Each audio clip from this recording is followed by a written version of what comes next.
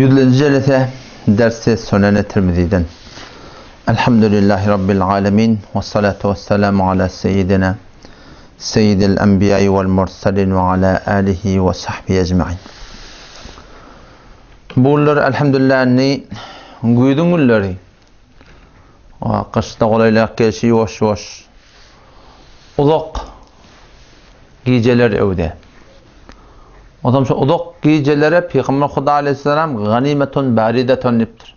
Bu diye alacak ganimet diptir de. Ganimet aslında meydan cengde tafılıyanda Peygamber Huda Aleyhisselam şuna da ganimetun baridetun diptir. Bu diye alacak ganimetçi diptir. O zaman şu gecelerin içinden kadarını bilmek gerek. Hem gece taydan nığmat hem günlük taydan nığmat. Günlük taydan neyme nığmat ba, günlük taydan qıyt kazıp gülle ba. O zaman şu qıyt kazıp güllerde arada tutmaklık, nefil arada.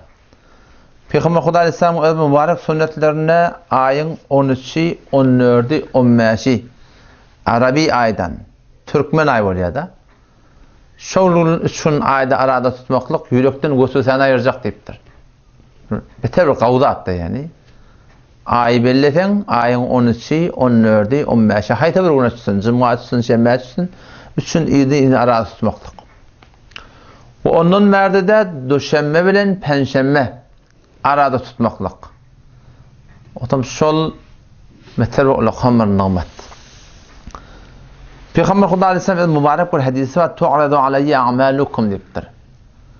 Yani sizin amallarınız ummatta ne kadar amal boluptur, ne form boluptur, şumana ard edilniye diye.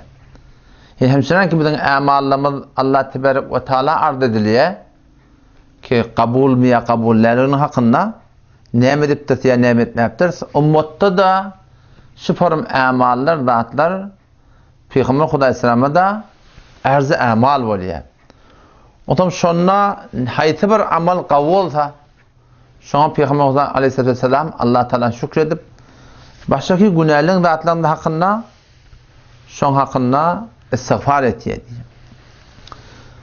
Kadim devleti Osmani'de muhtelif padişahlar geçiptir. Şu Turkan-ı Osmani var. Şulan da anır Türkmen. Ve tohmuticinde de bir qava adamlar bolsa, şuna da bir iftihar etmeklik. Şuna adam olmayayım, ödünküden bolanı şuna oraya olacak koyarsan, meydeş olacak koyarsan. Şu tada Abdülhamid Sufi. Öde sahaflardan bir şey yankıla Turkan-ı Osmani'de sahafçılık diyen bir da bağmıştık. Çünkü avvalın Bağdat tabi. Aslında tasavvuf diyen adam öde hal gurun dobum, sebum, çarım, pencum taşondan merten İmam Gazali etsen şu çın olaqan bir pirin miri. Ba'da Mevlana Celaleddin Rumi olaqan pirin miri. Ba'da Abdülkadir Cilani olaqan pirin miri. İbn Teymiye rahmetullahi aleyh olaqan pirin miri. İbn Kesir rahmetullahi aleyh, İbn Cuzi diye, İbn Kayyim diye. Ve hatta şu açık gayrimukalletleri ki mezhep gerek deyip sahafçılık düşünmen etmeyenler ha. Şolong olaqan başlıkları ki var ahim yankı Şeyh Yusuf Qarzavi olsun, şu da sahafi. Şu da sahafçılığı ki bermebnayı Kur'an sünnet olsun, şu da teyit ettiği şimdi. O zaman yankı Abdülhamid Sufi o Turkan-ı Osmani'nin bir kudretli padişahı her gece yatmadan önce Peygamber Huda Aleyhisselam'a bir khas iberiyen salavatı varmıştı. 100 tanedir, 50 tanedir, 200 tanedir. Belli bir iberiyen salavatı var diye.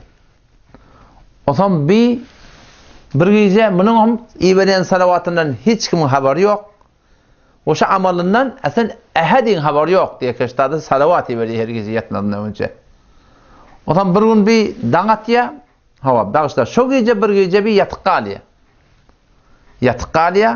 O yatık kalıp da şu gece şu salavatlar şundan fot oldu diye.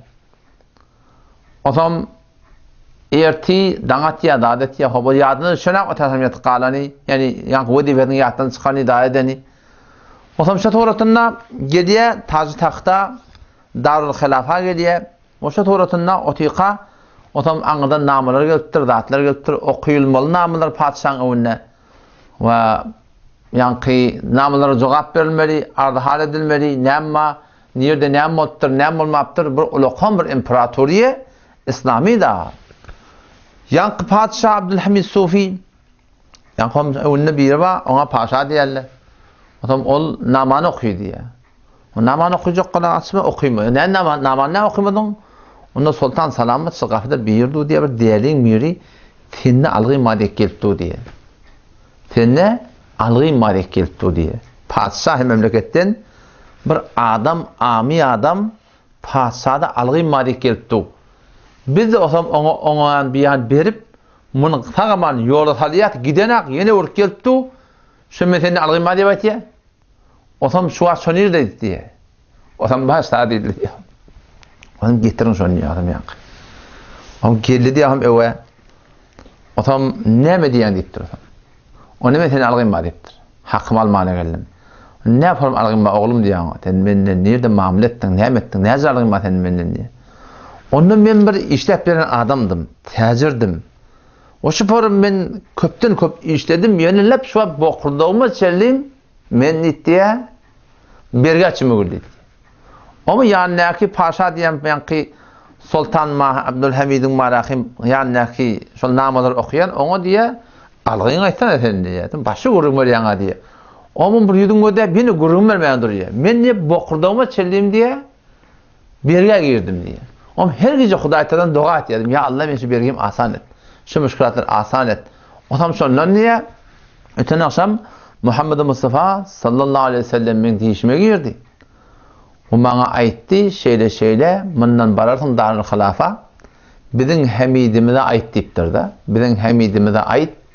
Öten akşamki iyi vermeli salavatın iyi vermedi yatık kaldı. Şonu aydarsın o şona da ait ki men bergimde berdi başon. Yani paçan gözü 4 boluyor zaten. Ne mi dedin diye yanka? İnki bir gavu bir kelimetine bizim hamidimiz deyiptir da. Hamid o ne diyor? Bizim hamidimiz de ait deyiptir da. Onun donya paça kullanmış da. Dur deyipti yanka. Şey diyen sıkar akanan bir olokan halta pul eline veriyor. Yankaydan yamaçlardan ait diye. Onu bizim hamidimiz de ait dur diye. Şu bizim hamid şon hoş ha. Şu bizim hamidimiz de diyen yerin hoş. Dur diye. Yamaçlardan sıkarıyor. Yine veriyor. Yine yankaydan ait diye. Onu bizim hamidimiz de ait dur diye. Şunu edafe ettirenek. Şu aydan ait dur diye. Yamaçlardan yine halta götürüyor. Yine veriyor. Yamaçlardan yine şuna ait diye. O kaptan ne kodam zıdamani baba alalım olmadım diye. Ha 3 halta pul attır. Onu diye alanım var yok diye yetecek bana diye. Yeni ait ya adam. Yamaşa yeni veriyor. Ahım diye maassalamet gidiverdin dedi. 4 halta o lokon yani sikkeleri nemeden noğrudur kırıldır Allah biliyor. Bana veriyor o kulatımın yolu diye. Adam yani paşa bana diye Cenab-ı Sultan Salamet tene bana inhemi pul verdi mi diye. Vallahi billahi diye eğer diye padişahımın diye himmetin tezede bari o tezede ben sana verirdim diye. Geçen bir kelime denildi hitabet. Son Allah Teala taraftan bir sonra haber yaptı da keten makbul. Peygamber Huda Aleyhisselam son aydaki ulukan da hamid o ne deyiptir. Yani bizim hamidimiz deyiptir diye biliyor musun? O zaman şu yani yağan bir ulukan bir nimet da. Çok gaygı. Bizim de yüreğimizde olmak gerek. Ya bakın biz Allah Teala'nın yanına ne yaparım ha? O Peygamber Huda Aleyhisselam ben ne kadar muhabbetimiz var. Arada biz Murşid Sahabbe'nin kurunda şuramızda. O şöyle men sorama kaptırla bir soraptı da. Onu şu zamanla Peygamber Huda Aleyhisselam az işte görülüyor diye da. Kan görülenak diye. O Murşid Sahab dedi muhabbet adı Resulullah sallallahu aleyhi ve sellem dedi. Muhabbet adı diye da. Ki şu muhabbet sen bir adamın muhabbet artacak olsa sen şunu tanıma var ya. Sen şonmadan şahsiyetinden agahin tapma oluyor. Şon ahlakından sen agahin olmalı, şon edermelliğinden, şon hususiyet ahlakiyetinden, şon güzeştinden, şon sehavatından, hulasın bir adam sen bir mezzup olup sen şol adam qavuracak bolsan, sen şol adamdan şınaktın bolma oluyor. O şu taydan bizim şınaktımız yok da Peygamberimizde doğru. O zaman şu taydan Peygamberimizde muhabbet edip barakim yani men tavsiyem şey ki güne belli bir vakt belli hek. Ki Allah Tebarek ve Teala Kur'an'ı ulukan tavsiyan dadi yani başka zatlara Allah Tebarek ve Teala bir miqdar belirtti de beşotlama deyiptir Huday Teala. Onu arada yine bir taraf bir ay. Nuqanın nefil tuttuğun toğabı mı tutmamın güne kaçırı yok. O zaman sana ömründe bir taraf hac. O şoňa meňe de şoňa bir edafa bir has ibadetler her hududy belli. Emma Huda tebarek ve teala zikretmek diýen hakkında uzkurullah zikren kesir. Allah'ın ýatda köp ýatda diýipdir da. Teýdäbet Huda teala burada köp bolsa ne kadar köp bolmasa. Oňur hat hudud ýok da tenindi. Ondan şu Allah Taala'nın muhabbeti ýürege gelmeklikden çüreyim. Şu oturup ba güne bir belli wagt belli la yatmazdan öňçe her kim öz zendiginde bir wagty farygy bolýar bilýän. Aga men hamana falany ikinde soň işden çykýar. Akşamdan şamdan sonra ta yatta çeli wagtyň faryg ten gaýdy bilýän mesjide yarım saat atdan öňçe aga oturup mescitte subhanallah velhamdülillah ve la ilahe illallah vallahu ekber ba ta'anni ba mana ba fahm ba adamati ki Hudaý Taala gaýl bolup dursun şu Allah'ta oturup ýatlamaklyk we şurada Muhammed aleyhisselam'a bir 100 salap salavaty bermeklik we günahın hakkında istiğfar etmeklik. İşlaatlere biz wagt bellemekligimiz beter gerekildi atyn. Beter wagt gerekildi. İşlaatlere wagt bellemek gerek. Onça da morsa sapsa da diýär da ki Peygamber Hudaýsa näde işte görülmeýär? Onu çoňky muhabbet aldy. Hatta Allah Taala'nın şu näde işte görülmeýär?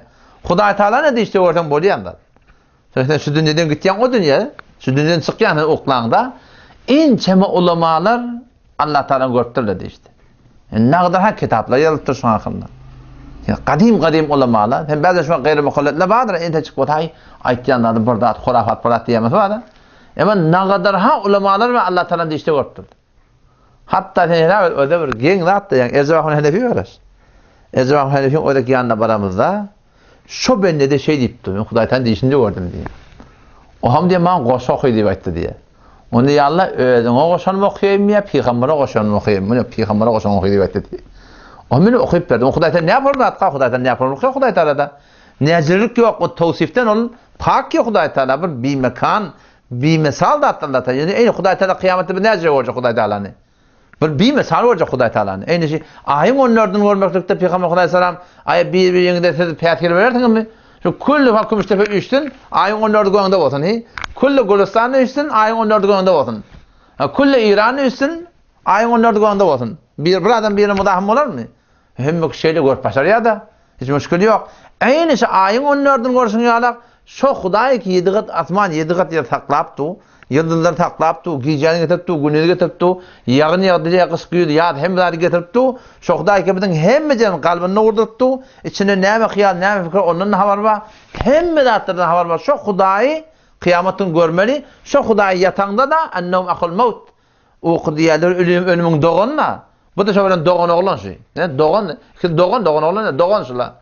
Onçu ýatanda sen Hudaý Taala diýişinde görmekdik. Emma näni görmek az bolýar bilýärmi? Şoň kişi muhabbet az.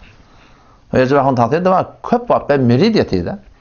Allah tebarek ve taala men nirde Allah sen nirde tap bolajak dilenler hadisse gelýär ki men ýüregde ölen adamlaryň ýanyna diýipdir da. Ýüregde ölen adamlar ki sahmeti gaçypdyr, aýdany bolanak, ýeni bolanak köp wagt beni merid ýetdi. Köp wagt bilýär. Otam Allah tebarek ve taala'nın diýişde görmeklik we ulkan döwlet näde görülmeýär? Görjek diýip görüp boljaktat ýok. Ýani Hudaý Taala muhabbet ad. We näme diýip Peygamber Hudaý Taala diýişde görülenak? Şoňda muhabbet ad. Oşa muhabbet ýürege geljek bolsa näme etmeli? Şoňa bar oturup sen asly kişi bir belli wagt bellemeklik. Burada bir ibadat da has. Belli bir wagt bellemeklik has Allah Taala ýatlamaklyga. Ýoksa biziň boş wagtymyz käň geçýär ki. Sen şu akşam şamyň sonra ýa sen näme etýär? Oturup sen fikirleşiňe näme etýär? Ve ilahiyat ýaşymy ýok. Haliki rahatça gaýdyp başlaýasmysy de belli bir wagt bellemek mutaladan çyryň, belli bir wagt bellemeli, Qur'an okuýmadan çyryň, belli bir wagt bellemeli. Şoňa meňe oturup zikretmeden çyryň. Ne kadar bir Allah Taala bir ýaqin etjek, yani ne kadar bir Hudaý Taala aýtýan bennet bolup biljek. Onun çarşamba onu terjimede geçdi. Ki wagyn Hudaý Taala çyn bende bolmaklyk. Ne yaparım? Hiç saatte birçak adam mı? Şunu basmalı. İkinci adam var. Lapten Allah'ın velisi oluyorsun. Birçak adam var. Şunu basmalı fakat. Ma min abdin athara havaya ala havahu. Allah da qasam söyledi. Üç lafz bilemeli. Üç lafz ve izzeti ve azameti ve celali. Men azzatıma qasam diye Hudaý Taala. Azamatıma qasam, celalıma qasam. Ma min abdin. Mamule iki tarafı yönü. Hiç benne yok. Âtere havâye alâ havâ. Öz hahişatlarını feda etse, beni Allah'ın razı edecek ol diyor. Öz yürek üslerlerini feda etse, meni Allah'ın razı edecek olup. Öz yürek islerlerini defelese, meni Allah'ın razı edecek olup. Öz yürek islerlerini kenara koysa, meni Allah'a razı olacak olup. Şu 24 saatte bizim islerlerimiz var. Şeriata ters yürek islerleri var. O yatasın geliyor namaz etsen turasın geliyor. Ve şu anda senin oğlum ki sen namazda hüvayet et turdun. Kıyın hevalan adam namazda hüvayet et turdun. Şu nefsin isteyanı attı. Şu anda senin oğlum hemen bir hüvayetten sadaka verdin. Kıyın hemişe sen nefsin bir dergiliğin mi? Sadaka verecek olsan burada edecek olsan. O şu meynes Müslüman doğan ma min abdin atara havaya ala havahu deyip Allah Teala. Hiçbir ben ne yok ki öz kahişatını kenara koysa meni Allah'ın kahişatını ne tercih verdi. Nahum ne edecek yani aqlaltu lehu humumehu. Men şonun tamam kaygılarını ağlatacak deyip. Ve cema'tu lehu dayatehu. Onun keşti ziraatını, işini, ekrançılığını, hayti bir işikle oturduğunda Allah tebarek ve teala men şonna şolar dedi külün rezilini arttıracak, raunak verecek, öğütürecek deyiptir. Ve başa ne edecek ya Allah? Ve cealel gina kalbini ettiye bağ edecek deyip.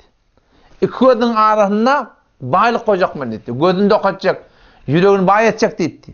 O şu benim Huday tebarek ve teala şol şeyle koyan şeyle bolan adam ne var ya? Allah'tan duası var ya edahı uğrunuyor. Bir adamma basmalı, şunu ne demek? Nefsin üstüne basmalı. Ve Allah tebarek ve teala şunu Kur'an'da getirtir. Ve amma men khafe makame rabbihi her bir erkek denani ki makame rabbihi öz Rabbinin evine durmaklıktan korksa ötece Huday'a cevap vermeli o şey.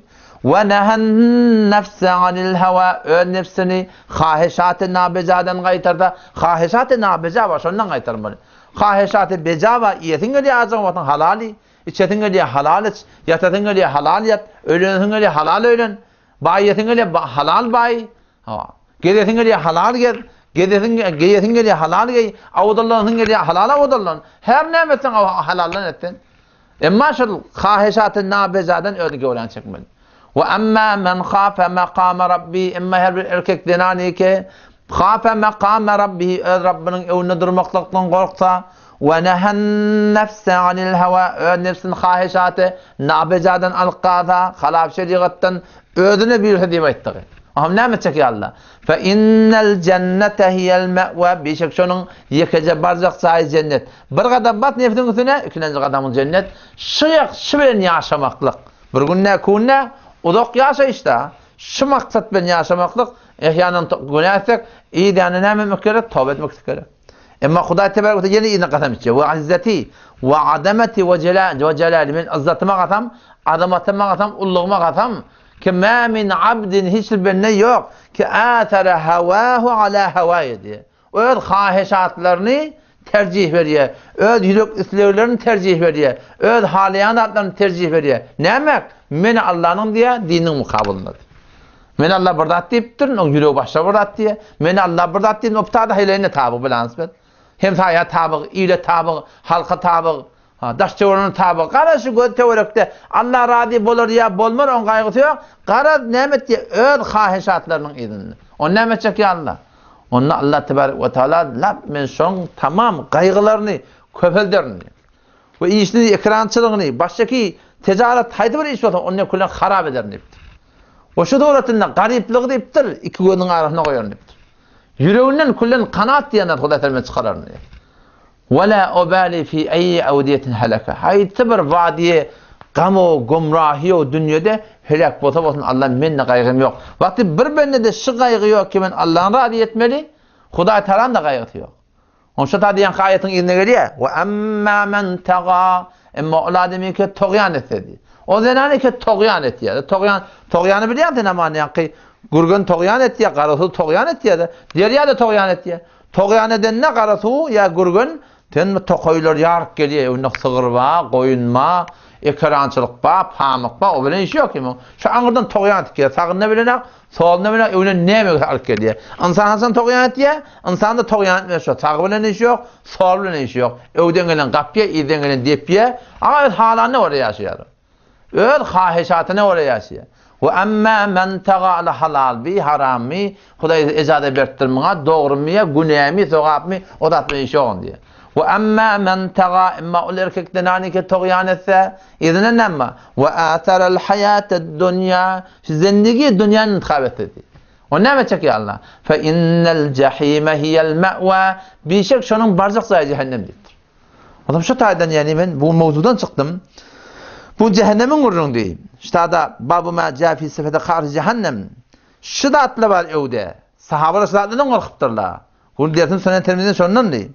Ki Utbe bin Gazvan radıyallahu anhu ravi rivayet etti ki Utbe bin Gazvan radıyallahu anhu ala menberine hada menberel Basra. Menber Basra'da diye Hazreti Ömer radıyallahu anhu atında şu tanın validiymiştik şu. Sonunda diye Peygamber Huda aleyhisselam'dan niye bir kebaitti diye. Ne etti? Ki inne sakretel azime bir ulukon daş letulqa min şefiri cehennem cehennemin kenarından şöyle cehennemin içine oklanıyor diye. Ulukon daş ne kadar ulukon Allah biliyor. Fettahvi fiha 70 amen. 70 yıllar şu daş etek geliyor diye. Evet. Bu 30 metre memmen deferinden bir daş oklanda 5 saniye yere düşüyor. Ama yok bu ulukon sakrani oklaptırır cehennemin eteğine 70 yıllar etek geliyor ta kaşın eteğine yetenek. Şurada Hazreti Ömer radıyallahu anh ne diyor ki aktiru zikran nar cehennemin odunu köpten köp yatlan ona mı diyeyim fe inne harraha şedidun onun gıdgını beter katı ve enne qaraha ba'idun ve şunun çüngürlüğü beter bir çüngür ve enne makamiha hadidun onun madem çekişleri deyiptir demirden deyiptir belki ağaçtan ya başka bir attan ne diyor Huda Teala da şol cehennemin odundan bir korkutudur. Fellezine keferu qutti'at lahum siyabun min nar. Kafir bolan adamlardan çüreyim, dinanlardan çüreyim. Qutti'at lahum siyabun min nar. Ottan koynak pişilecek diyor. Böyle eline ot sadı deyiptir biliyor musun? Mekavati yadım o şişe oda girmeli zaten biliyor musun? Bir elin yant durmadı, ayağın yant durmadı, ayağın aşağı yant durmadı. Biliyor kaptanına bırak hevay demek de yok şu lavurdap duran oda girmez cehennem diyorlar şu. Qutti'at lahum siyabun min nar. Ottan koynak getirecek. Evet. Balıkta ottan, koynakta ottan. Ohum neme? Yusabbu min fawqi ru'usihimul hamim. Defelerinden ne? Kızın suyu olacak diye. Kaynap duran tuğu. İmmannak duran ottan koynak. Kulli beden yanıptı. Şu bola yeni deferinden neme? Deferinden yusabbu min fawqi ru'usihimul hamim. Deferinden kızın suyu olacak. Şu kadar kızgın su. Yussaru bihi ma fi butunihim vel julud. Karnının içinde her bir dap olsun tamam akacak, eriyecek, çıkacak. Hamlar daptır kullen akacak, eriyecek. Ve lehum mekami'u min hadid. Şu da şol ehli cehennem için çekişleri olacak diye demirden. Kullama aradu en yahrucu minha her vakti ki ehli cehennemden çıkacak bulanlarına u'idu fiha izni vurlayar dedi. Kaytar etliyer dedi. Çıkaran hakka diye. O kenarlarına heva biçtim heva yerine adamı çıkacak da ha kenarlarına baralarına u'idu fiha yamasan izni kaytarlayarlar diye. O ayrılacak şeyle de pitadan evet çıkmak yok diye. Şu tayda Müslüman doğrulum. Yani bakın o adamlar ki dine öyle yaşamaya bilen nispet şöyle şu dünyada bir otta yani. Asayiş yok zindegilerine, aramış yok zindegilerine. Aramışı hakiki eğer zindegide gerek bolsa kamil din bilen bolya. Bir adam dinleyip beren bolsa yine aramışı kamil bolmasa şon din bizim dinimizde kemçilik yok. Şon din darihinde kemçilik var. O din darihinde eğer artacak olsa ikrar etmeli, avval ahira Huda Teala'nın önüne dua etmeli. Ve kilenizden ne şey ehli iman, ehli emel bilen bolmalı. Ehli iman, ehli emel bilen bolmalı. Onun bir soruya da benden şu Huda Teala yani imtihan etti yaşa diye. Ben imtihan etti doğrusuyla bilen, yalancıları belirtmeden söyleyeyim. İmtihan sünnet söyleyeyim. Kim çını bilen? O Huda bilip de o ki ne bileyim şu çınçıları yüde çıkarmalı Huda Teala. Ne yüde çıkarmalı? Yüde çıkarması şundan söyleyeyim. Allah Teala ve kunu ma'as sadiqin doğrusuyla bilen bolun deyiptir diye takacak otan. Onun için imtihanlı belirtiyor kimin doğrusuluğunu. Yani yalancılara girip Allah'ına ama. Şimdi bilemedin ki mi? Sure Elif Lam'ın başına geliyor da hasiben nas ay adamlar güman ettiler ki ay yutraku öz hallarına koydular. Ay yekulu amine bize iman getirdik. Ve hum la yuftanun. İmtihan edilmediler. Allah mının bolmor deyiptir. İmtihan edecek diye. Ne minin şimdi imtihan? Ve laqad fetennellezine min qablihim gatten onlardan avval geçirir imtihan ettik. Fele ya'lemennallahu allazine sadaku. Ta Allah yüze çıkartanın sadaku sadıklar diye. Doğrusular yüze çıkarmadan söyleyeyim. Ve le ya'lemennel kadibin yalancıları. O doğrusu yüze çıkana ne mi oluyor? Allah tebarek ve Teala biz şu apparahim ödümüz. Öd hanı adamı. Şu at kümüştefen milleti kul Türk mesela desen kemerkem. Bir adamdan hidayetini oraya mi? Bir de bir oraya mı da Huday munga orayasını. Bir eger adamdan hidayetini gawaryan bolsak, biz bir gawaryanda Hudaý 1000 gawarýasyny. Ýöne Allah tebarek we taala sen kamil hidayetini, dogry hidayet bilen gawarýada. Sen dogry dine geleni gawarýa. Onda dogry dine geljen näze sen tapmalşany? Şu Hudaý taala we kunu ma'as sadiqin. Dogry sile bilen bolun diýenji. İmtihan bolmasa, dogry söň ýalan saýlanarak. İmtihanatda belli bolýar, kynçylykda belli bolýar. Kim malından, kim janynyň, kim mugyýetiniň, kim awranynyň, kim şahsiýetinden, şulardan geçýär diýinip. On geçene näme bolýar? Ha, şol adamda dogry Allah taala aýtdyr. Şole bilen bolun diýipdir, ýa. Şole bilen bol diýip. On şu taýda näme bolýar? Şole bilen bolmaklyk sen diýanatyň kamil etýär.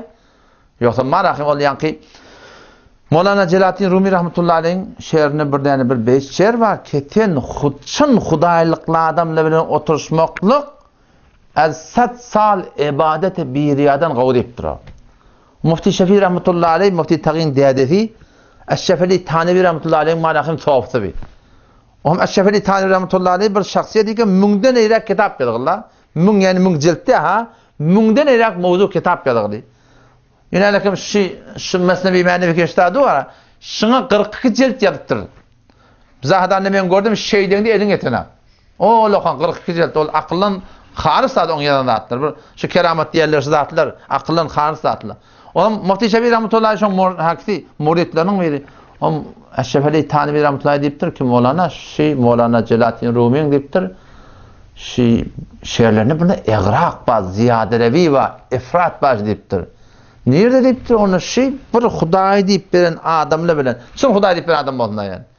Çyn Hudaý diýip beren adamla bilen bir lahza oturmaklyk 100 ýyl ibadete biýadan artykmaş diýip aýtdy. Şu bir lahza oturuşmaklyk näme? 100 ýyl ibadete biýadan näje goýan bolmaly? Eş-Şefeli Tanevi rahmetullahi aleyh o 100 ýyllikdir men 1000 ýyl diýipdir o da aýtdy. Mevlana diýipdir biz o 100 ýyl kelläme salp bilmeýän. 1000 ýyl näje ýozulmaly diýipdir meni. 1000 ýyllyň gawy diýip etýär.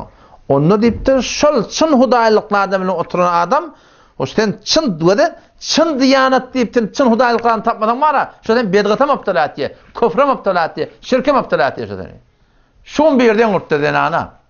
Oğlanlardan gurtdy sada boýdaşy. Şeýle salamyn aleykum. Näme? Onu sada bir ahun nebäýt diýär ki bir denany bir ahundan sorapdyr. Men çağam aýyrly 2 ýyl. 2 ýyl boldy aýyrlanna. Şonna çağırdan bolýarmy kömek almadan çym çağıra diýip etdi. Şu diýanatda sen çyn diýanatly adamlar bilen oturuşmaklyk wada ünelekam şu da mana ahun täzini dönen Peygamber hakkalyny meňleşipdir, diýärmi? İki köpete Hudaý şey diýip aýtdy, emma ýene wada dogry sen şirke garşy çağırypdy. Dogry sen köfre garşy çağırypdy. Şu taýdan netdi sen o ýüdilegen galýan 1000 ýyldan naguşy diýdi. O näme diýip? Çyn Hudaýlykly adamlar tap bolsa, o sen lagal günäkärliň saňa belli etýär. O sen göwnüň ojagyna hakykat mandyranaga, şeýme aýtýan adamlar. Saňa dost dogryny aýtdy, sen lagal günäkärliň bilýärdiň. Ha, şu taýdan şoň ähmiýet beten musulmandan gün. Sen çyn diýanatda gelmeden çüreyim, iki zat beter muhim. Bir, dua etmeli. İkinciden çyn şu ähli emel bilen bolmaklyk. Çyn men bolayyn, çetsiz bolun, her kim bolsun, Hudaý taala aýdanna gulak as. Wa kunu ma'as sadiqin. Dogry bilen mollepdir Hudaý taala. Dogry kim? Allah taala imanly we da amaly we da. Kitap bilen jur gelýär, gelmeýärmi? Ihtiram seýle hormatçaýyna halkman dawamdy ýok. Emma şu men muhtadamda ýöne. Şu maňa başlyk bolup başarmy ýa? Sen men bolan çetsiz bolun. Allah tebaraka ve teala tawfik bersin. Wassalamu aleykum we rahmetullah.